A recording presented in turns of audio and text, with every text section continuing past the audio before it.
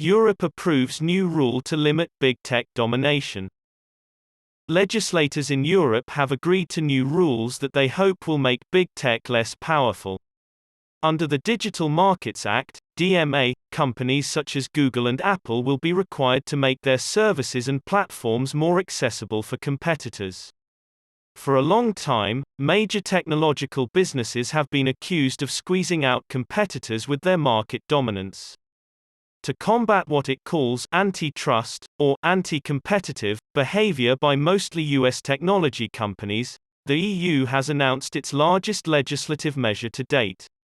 Instead of requiring Apple customers to utilize the company's own payment system, the proposed Digital Markets Act would oblige Apple to provide third-party payment choices in its App Store instead. During the high-profile legal dispute with Epic Games, the company behind Fortnite, Apple has been battling this same issue in the US.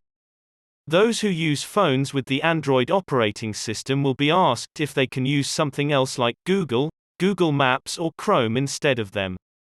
With the ability to remove Safari and other company-imposed programs that consumers cannot now erase, Apple would be obliged to relax its hold on the iPhone as well.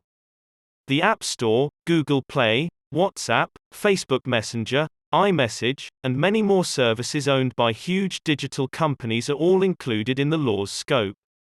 The European Union, EU, intends to offer users greater control over how they communicate with one another. The new regulations require technology to interoperate with smaller rivals. According to the company, certain of the DMA's rules might lead to unwarranted privacy and security risks for its customers.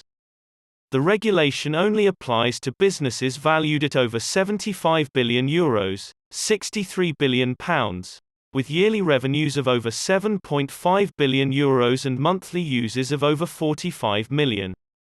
A year ago, Ms. Vestager recommended legislation in response to what she saw as big tech's monopolistic behavior.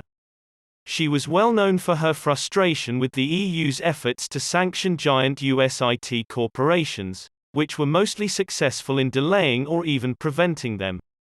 The bill would give Brussels unparalleled control over big digital corporations if it is adopted. Such regulations harm successful American enterprises, according to several large U.S. tech corporations' lobbying efforts in Washington.